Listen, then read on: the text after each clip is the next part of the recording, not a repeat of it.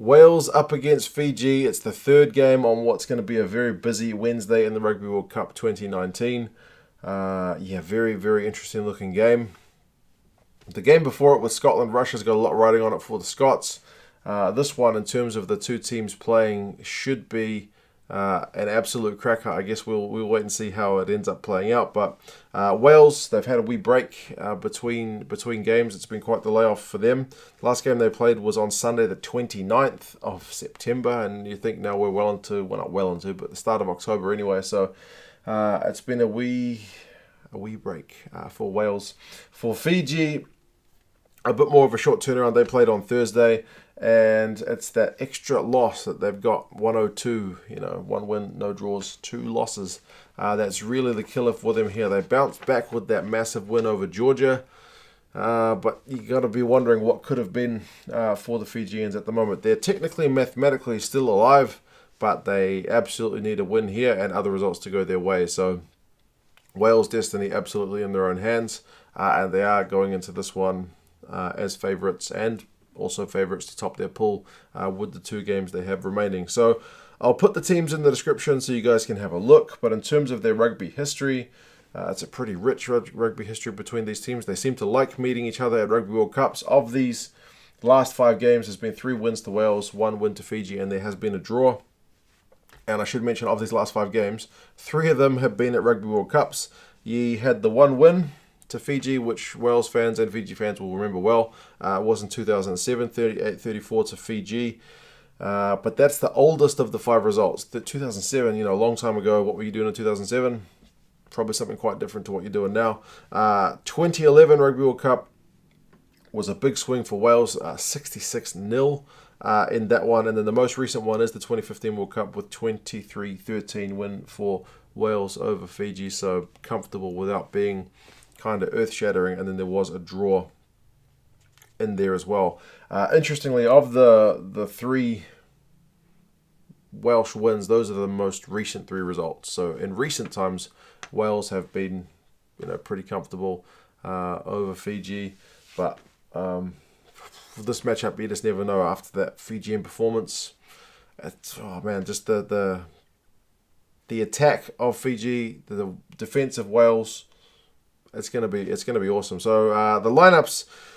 Very few changes to either side in a time when we're seeing kind of across the board changes. I guess Wales, with the big break, there's no really need to keep guys fresh. So it's still Liam Williams, George North, and Josh Adams in the back 3. Jonathan Davies and Hadley Parkes, who's had a broken bone in his hand but doesn't seem to care. In the midfield, Dan Biggar and Gareth Davies, 10 and 9. So no changes there. Moriarty does move up from the bench into number 8. James Davis comes in for Tipperick at 7, and Josh Navidi shuffles over to the 6 jersey. Otherwise, it's all the same. Wyn Jones, Ken Owens, Tom Francis, Jake Ball, and Alun Wyn Jones, the type 5. So, very minimal changes. Rhys Carre is on the bench. Wainwright drops to the bench, and the rest of the bench is the same with Watkin, Rhys, Patchell.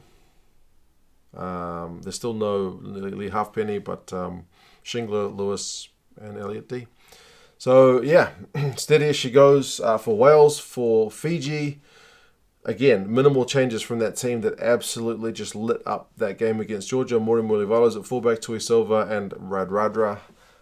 Man, how good was he? If you haven't seen that game against Georgia, if you're a Wales fan, probably don't go and watch it, because it was phenomenal stuff. He was in top form. Botia and Nayacalevu in the midfield. Volavola is still pulling the strings at 10, and Lomani is there at 9.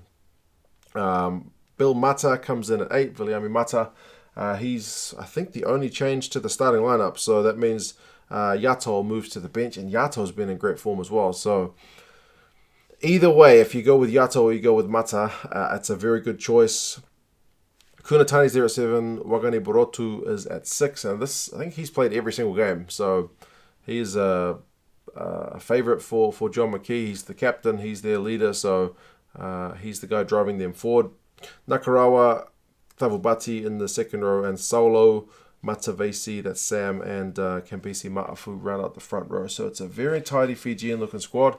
There were slight questions about how they would go against the Georgians and the forwards. We knew they would do them in the backs. Forwards were top class, and the backs were just phenomenal. So if the Fijians can even bring like 3/4 of what they played against Georgia, it's going to be a very, very good test for that Welsh defence, which is renowned for being just one of the top defences, if not the top defence in World Rugby. So and when those Welsh backs cut loose, the forwards get on top, it could be a good, interesting test for the Fijians as well, having kind of passed the Georgian test. How will they go against Wales? It's going to be massive. I'm very pumped for this one. Like I said, rugby history is pretty rich between these two teams. It's another World Cup battle between these guys. Rugby Forecast and the bookies actually have the same prediction for this game, and that is Wales by 16 points. I feel like Wales would take a 16-point victory. It's hard because you could say, well, Fiji lost to Uruguay, Wales should be winning comfortably, but then Fiji absolutely just demolished Georgia. So, Wales won pretty comfortably over Georgia as well, but still, it's going to be an interesting one.